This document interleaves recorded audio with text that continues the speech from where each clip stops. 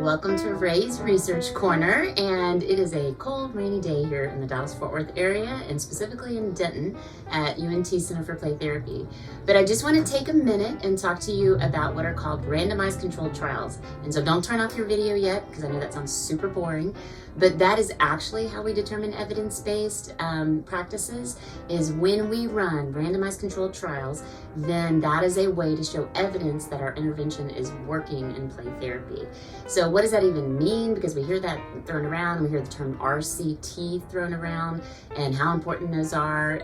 But what it means is that you're taking a group, for us in play therapy, that means a group of children, that we are going to split them up in a randomized way so that we are not stacking the deck or biasing in any way. And then we are going to provide intervention to those children. And for some of the children, we're not going to provide intervention to. And then we are going to see if there is a change, whatever it is that we're studying. Are we studying anxiety? Are we studying depression? Whatever it is, the outcome that we're looking for, that's what we're going to measure in an RCT. And why is that so important? Because a lot of people are like, well, that's just science, and why do we need that? And I kind of like to go off lived experience on what to do with my clients, and that's all really valid because we all use our experiences. But we really do need evidence to show that when generally we are giving an intervention, that it is generally helpful. And the reason we do the RCTs is because if you just take one group and you take them at the beginning and you give them an intervention and then you measure them again at the end, almost always you're going to see that they get better. So that's why these, what are called one group studies, cohort studies, are not really part of evidence-based, because we can expect that if we give any amount of attention to somebody who needs a mental health intervention, that they are going to get better.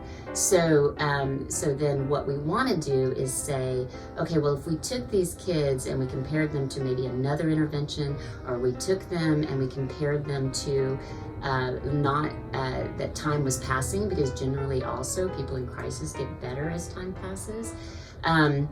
So then we're going to see, did it actually make a difference? Can we control for those things that can sometimes just help people get better?